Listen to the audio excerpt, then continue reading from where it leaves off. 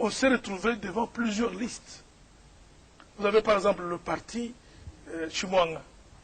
Le parti qui s'appelle Chimwanga se présente avec deux listes. Une liste de Mme Chimwanga et une liste de M. Chimwanga. Mais le parti existe. On doit les départager. Et on finit par voir qui a la légitimité. Et lorsqu'on cherche la légitimité, la légalité, et qu'on trouve que c'est Chimwanga qui a la légalité, on déclasse l'autre liste. Ça devient toujours un problème. Il n'y a jamais eu de complicité. On accuse facilement les institutions. Ces gens-là qui critiquent, il suffit qu'on leur donne ces postes-là. Ils ne sauront pas trouver des solutions au problème. Je suis d'ailleurs moi-même très surpris. Parce que quand je disais aux gens qu'il fallait qu'on puisse décorer Malou Malou parce qu'il avait réussi une prouesse unique dans le monde, d'avoir organisé ces élections à partir de rien, les gens me disaient, vous êtes fanatique. Mais on a voulu aujourd'hui qu'il y ait la CENI qui est multicolore, composée de plusieurs partis politiques. Est-ce que les critiques ont cessé? Et je me demande si demain certains ne seront pas chassés de leur parti politique. Est-ce que c'est ça la démocratie? Ce n'est pas ça la démocratie. La démocratie, c'est de dire, nous avons choisi un juge qui était la CENI, et on se dit, on se soumet à ces décisions. Quand ces décisions ne nous plaisent pas, nous allons à la Cour suprême de justice. Mais le Congolais, il est seulement content quand c'est lui qui est gagnant. Quand il est perdant, la justice est mauvaise. Cette République est mal gérée. Mais quand on lui donne un poste, il devient ministre, tout est au superlatif. Nous devons apprendre à respecter les fonctions. Parce qu'aujourd'hui, vous critiquez, mais demain, si vous devenez vous-même, par exemple, le président de la République, vous avez passé le temps à dire des bêtises sur le chef de l'État partout au monde. Vous devenez président de la République. Quel respect on va vous donner? Donc, nous devons savoir respecter nos lois. Il n'y a vraiment pas de complicité entre la CENI. Bon, je n'y suis pas. J'étais dans la CI, et ça je pouvais vous dire, à la CI à cette époque, c'était de la rigueur. On travaillait jour et nuit. Aujourd'hui, j'ai l'impression que c'est la même chose. Mais on ne peut pas interdire aux gens de penser ce qu'ils pensent. Mais on leur dit, pensez juste. Hein? Ne calomniez pas. Et surtout, ne calomniez pas les hommes de Dieu. Parce que Dieu se venge toujours. Au moins que vous ayez terminé avec les causes d'irrécevabilité pour que nous puissions passer à Je n'ai pas terminé parce que je vais vous parler de l'intérêt. Une des causes d'irrécevabilité, c'est le défaut d'intérêt. Il y a intérêt lorsque vous aviez été préjudicié vous-même dans les opérations qui se sont déroulées. Mais vous êtes candidat dans le Tchango. Vous allez introduire un recours contre un candidat qui est dans... Comment ça s'appelle? Lukunga. Dans le Lukunga. Mais on ne peut pas vous dire, messieurs, mais vous n'êtes pas inscrit sur la liste de la Lukunga. Qu'est-ce que vous venez faire? Donc, parce que quand vous introduisez votre recours, on attend que les bénéfices du recours vous reviennent. Aujourd'hui, je constate, bon, j'apprends en passant, qu'il y a plusieurs personnes qui introduisent des recours comme ça aveuglement contre le seul candidat élu. Dans beaucoup de circonscriptions électorales où il y avait un seul candidat, où il y avait un seul, on devait avoir un seul député, il y avait peut-être 10 ou 20 candidats.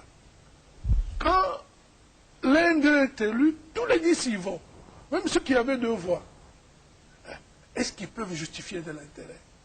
Est-ce que si le recours que celui qui avait 2 voix aboutit, est-ce que ça va lui profiter? Mais ça va profiter à celui qui vient immédiatement après l'élu. C'est ce que nous disons, le manque d'intérêt. Il n'y a vraiment pas d'intérêt. À l'époque, en 2006, il y avait une histoire de le contentieux de candidature. Un monsieur est sorti de nulle part pour dire nous, ces candidats-là, on n'en veut pas parce que c'est un militaire. Mais la question que la Cour lui a posée, c'est de savoir, monsieur, est-ce que vous êtes aussi candidat président de la République? Il dit non. Mais alors, votre recours, il va profiter à qui? Ils se sont tués. Donc, ce que nous faisons à la Cour suprême, ce n'est pas de la mécanique simple, c'est du droit. Et un droit qui exige beaucoup de sagesse et beaucoup de bonne foi. J'ai dit la sagesse parce que la Cour suprême a montré sa capacité de réguler le droit congolais là où il était difficile, il était incomplet, là où il était confus. Nous avons, avec le contentieux 2006, réussi à compléter le législateur dans beaucoup de choses. Mais ce n'est pas dans le monde entier que ça s'est fait. Enfin, ça s'est fait dans le monde entier, dans toutes les cours suprêmes. Mais faire ce que nous avons fait là, ça relève des niveaux très élevés de connaissance du droit. Et les Congolais, pour eux, c'est une cour corrompue. C'est une cour qui fait la parodie de justice. Mais alors, trouvez votre propre cour, allez vous présenter. Comment vraiment vous pouvez... C'est comme quelqu'un qui passe sur la rue, qui va me dire de sa propre épouse. Quel respect on peut lui donner? Moi, je pense qu'un Congolais pouvait se dire, telle institution fonctionne mal, mais on se retrouve en famille, on nous dit nos vérités, nous nous corrigeons. C'est pour ça justement qu'il existe dans ces pays des rencontres au sommet entre les chefs d'institution. C'est pour ça que le Parlement lui-même existe. Mais cette antipathie que les gens vis-à-vis des magistrats, moi je ne la comprends pas. Ils sont les mêmes à venir solliciter les magistrats avec l'argent, et ils sont les mêmes à vouloir les incriminer de tous les méfaits qui se passent. Ça c'est de la fable de La Fontaine, des animaux malades de la peste. Hein? Le grand tueur, lui, quand le grand lion mange une petite antilope, on dit, mais c'est une pécanille. Donc, il faudrait d'abord connaître la loi, respecter les institutions. Nous devons apprendre à parler avec respect de nos institutions. Les Français parlent entre eux, maintenant qu'il y a des élections. Mais allez parler d'un président français en mal quelque part. Mais vous êtes fichés partout. Parlez du roi belge en mal. Vous êtes fichés partout. Il y a de ces gens qui sont des symboles de notre bien-être, de notre savoir-vivre, et dont nous ne devons pas dire du mal. Merci beaucoup. Une autre question importante que je peux vous poser, c'est de savoir à quel moment précis la Cour suprême de justice peut déclarer une requête non fondée. Ouais, une requête peut être non fondée notamment parce que celui qui l'a introduit n'arrive pas à prouver ses allégations. Plus souvent, les Congolais vous disent, je suis le plus populaire. J'ai suivi sur une chaîne périphérique une dame qui disait, je suis le plus populaire. J'ai fait des œuvres sociales ici, je ne peux pas comprendre que tel soit élu. Mais maintenant, en fait, quand vous allez à la Cour suprême pour contester, vous n'irez pas avec les cartons d'un pioni, des poulets que vous avez amenés en Dile ou ailleurs. Vous devez y aller avec les procès-verbaux. Ce sont ces procès-verbaux-là qui établissent la preuve de ce que vous avez gagné. Et on doit savoir qu'en droit électoral, la preuve n'est pas faite comme la preuve en droit commun.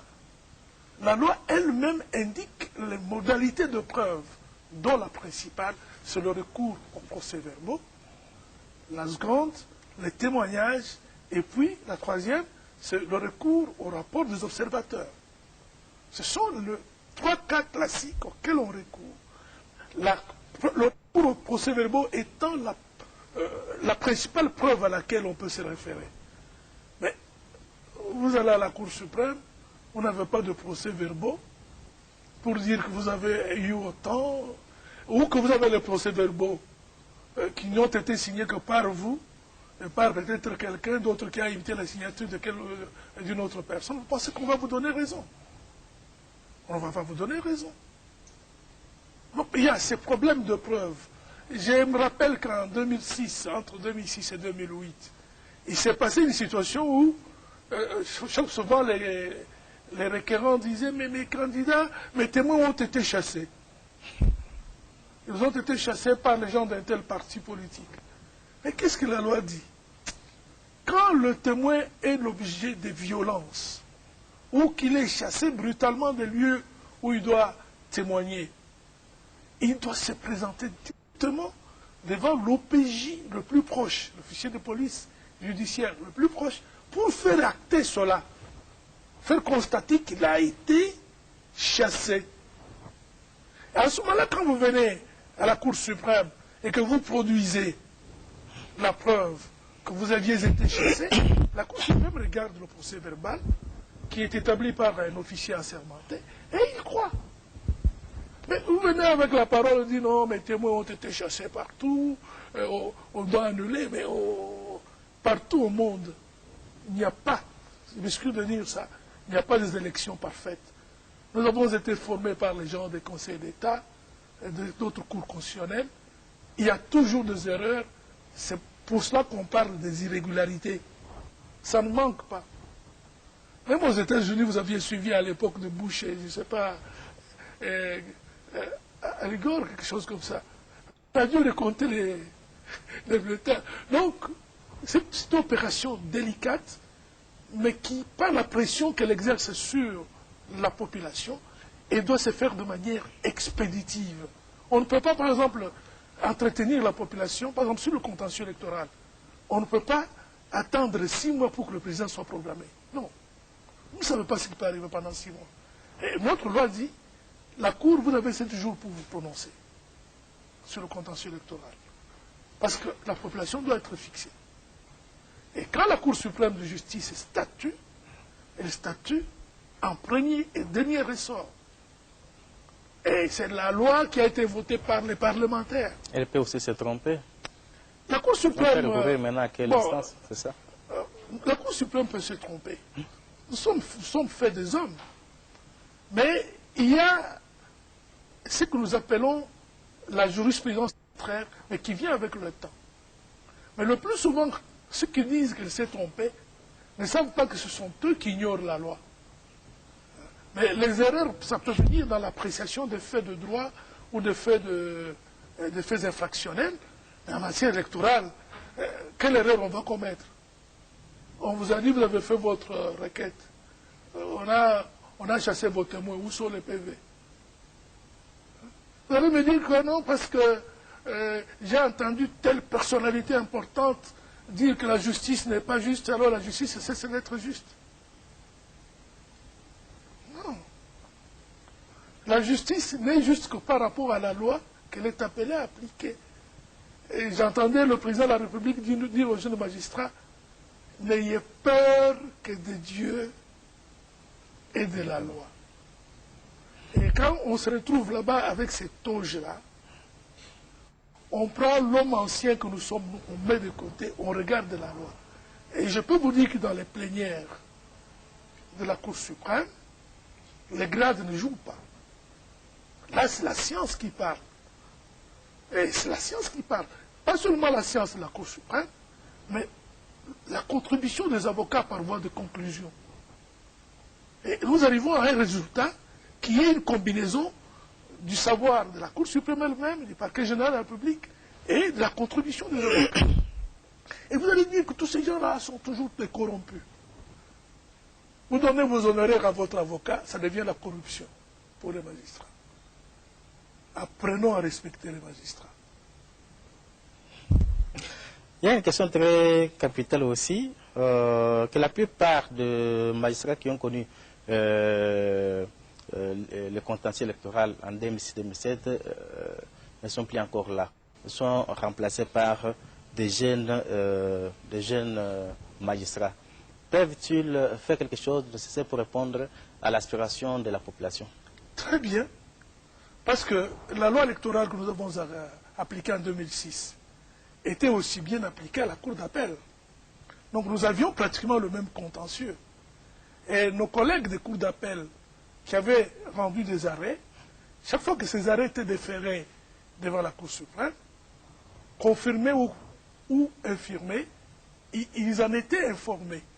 Donc les gens qui sont venus des cours d'appel, ce sont des magistrats, comment il faut dire, rodés. Ils ne viennent pas improviser. J'ai entendu quelqu'un dire à la cité, oh, on a nommé les gens. Mon cher, qui peut refuser un grade? Vous avez fait, nous, dans notre loi, on dit que vous avez droit à la promotion.